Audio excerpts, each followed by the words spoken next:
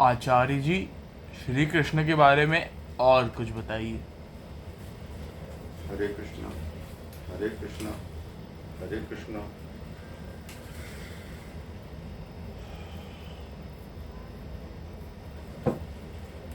ओम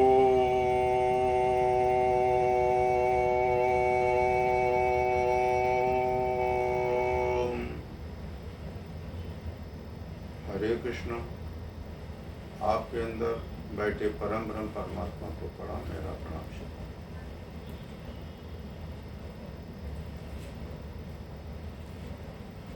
बांके बिहारी रे, दूर करो दुख मेरो। बांके बिहारी रे, दूर करो दुख मेरो। मेरे गिरधारी रे, मेरे गिरधारी रे, दूर करो दुख मेरो। मेरे गिरधारी रे, दूर करो दुख मेरो। हमें हर समय, हर पर, हर क्षण उनके ध्यान में रहना है, उनकी मस्ती में रहना है। जब भी हो मन कहीं भी हो, कैसे भी हो, घूम फिर के उनके ही शरण में रहना है, उनको याद करना है, उनका आशीर्वाद लेना है। भक्ति भाव प्रबल होनी चाहिए।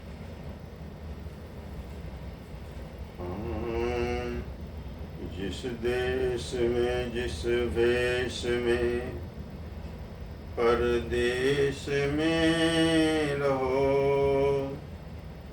जिस देश में, जिस भेष में, परदेश में रहो। राधा रमण, राधा रमण, राधा रमण कहो। जिस देश में, जिस देश में, परदेश में रहो। राधा रमण, राधा रमण, राधा रमण कहो। जिस देश में, जिस भेष में, परदेश में रहो। राधा रमण, राधा रमण, राधा रमण कहो। बांके बिहारी रे, दूर करो दुख मेरो। मेरे गिरधारी रे, दूर करो दुख मेरो।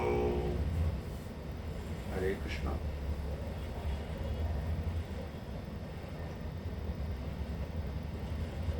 पांडु को श्राप मिल गया।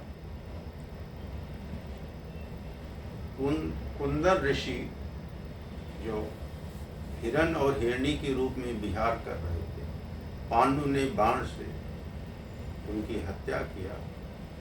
तो ऋषि ने इनको जो श्राप दिया कि जब भी अपनी पत्नी को छुओगे, संसर्ग करने के लिए वासना में लिप्त होके उसी समय तुम्हारी मृत्यु हुआ। ऐसे क्या पत्नी कुंती और माद्री, दो पत्नियां थी। पांडु ने कहा कि वंश कैसे चलेगा। कुंती माद्री से भी कहा कि कुछ उपाय करो, देवी देवताओं की कोई सिद्धि है, कोई शक्ति है, कोई आशीर्वाद मिला हुआ है, कोई वरदान मिला हुआ है, कुछ उपाय तो करो। कुंती ने कहा कि दुर्वासा ऋषि ने हमें आशीर्वाद दिया कि जब किसी देवता का स्मरण करोगे तो उनके द्वारा तुम्हें पुत्र का लाभ,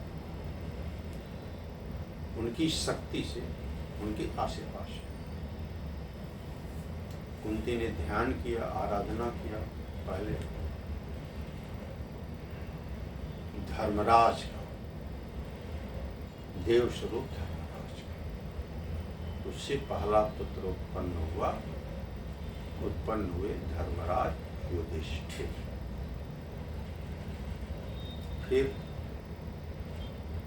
काफी समय के बाद जब उसका समय आया, जो प्राकृतिक रूप से जो उपयुक्त समय आया, तब उन्होंने, कुंती ने पवन देव की आराधना किया, प्रार्थना किया और उस मंत्र का जाप किया।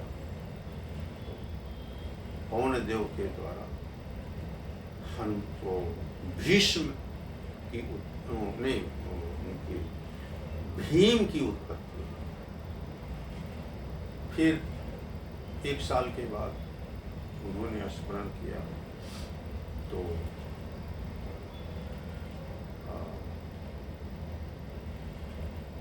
अर्जुन की उत्पत्ति, इंद्रदेव को, इंद्रदेव का स्मरण किया, इंद्रदेव का आशीर्वाद से उत्पन्न हुआ। ऐसे ही अश्विनी कुमार का उन्होंने आवाहन किया, प्रार्थना किया, तो माद्री को नकुल और सहदेव की उत्पत्ति हुई। ये 5 भाई। एक दिन की बात है कि माद्री इतनी सुंदर थी कि पांडु को रहा नहीं गया। अंत में काम वासना से वशीभूत होके माद्री को उन्होंने स्पर्श किया। उसी समय पांडु की मृत्यु हो गई और कुछ समय के बाद माद्री की मृत्यु हो गई। माद्री मरते समय, त्यागते समय बहन कुंती को कहा था कि बहन, नकुल और सहदेव भी आपके ही पुत्र हैं, आप 5 को एक ही ढंग से परवरिश करना। 5 ही बड़े होने लगे तो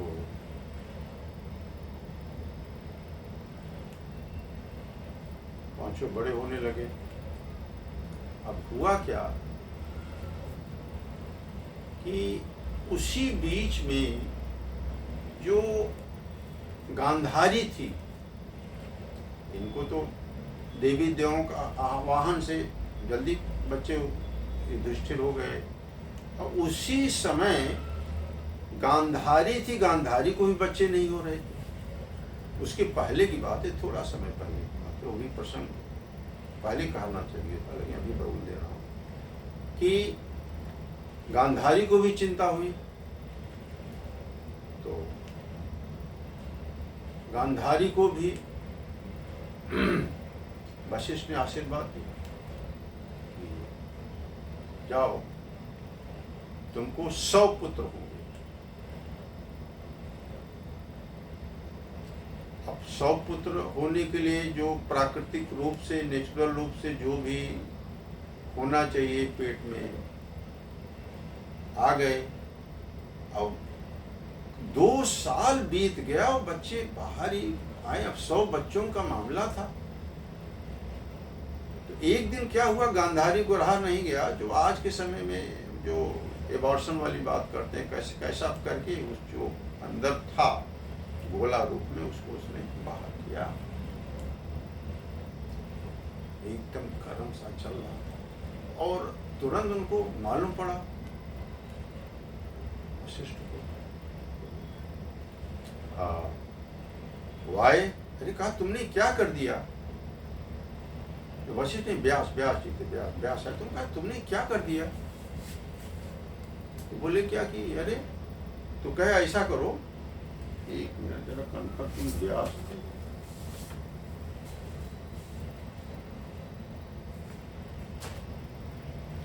हाँ, तो कहा कि ऐसा है कि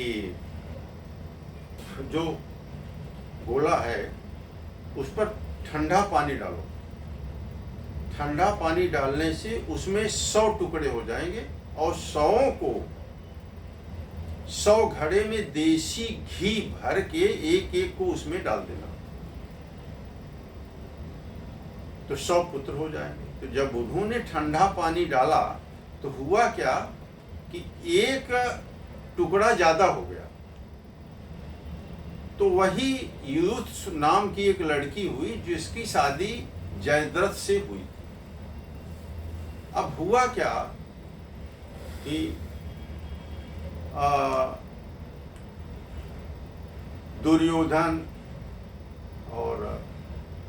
दुर्योधन जैसे कितने सौ पुत्र ऐसे हुए, आप सुने ही होंगे कि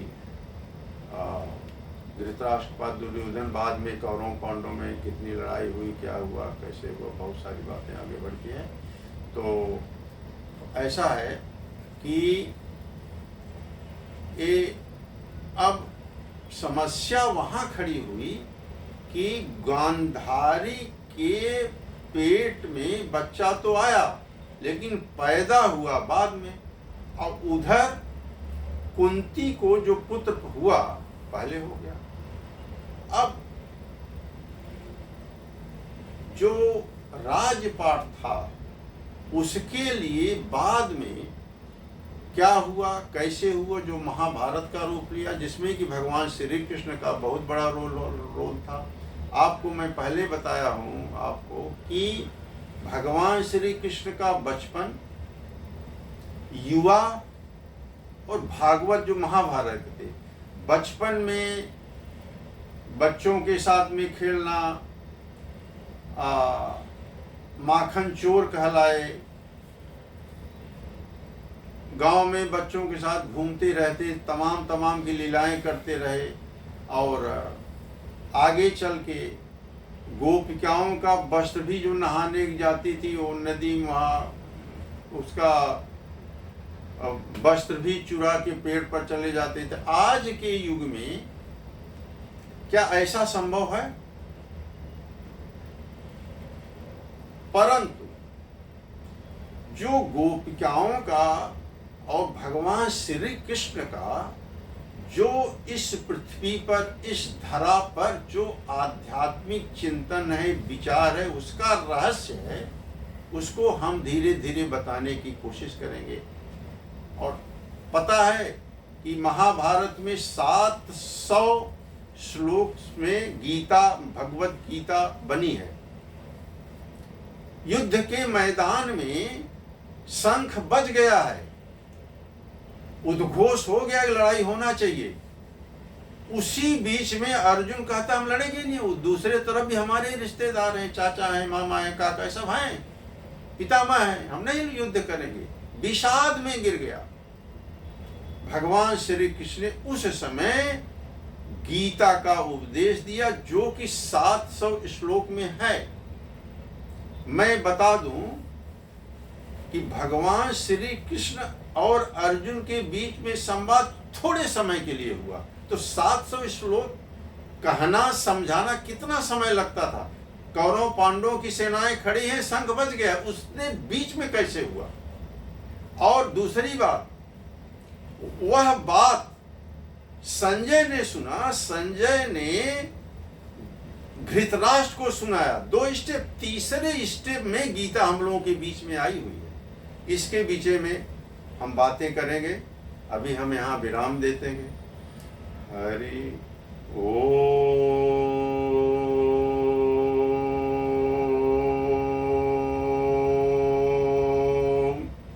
हरे कृष्णा हरे कृष्णा हरे कृष्णा। बांके बिहारी रे, दूर करो दुख मेरो, मेरे गिरधारी रे, दूर करो दुख मेरो, मेरे बनवारी रे, दूर करो दुख मेरो। हरे राम राम राम हरे हरे, हरे कृष्णा कृष्ण कृष्ण हरे हरे, हरे राम राम राम हरे हरे, हरे कृष्णा कृष्ण कृष्ण हरे हरे, हरे कृष्णा हरे कृष्णा।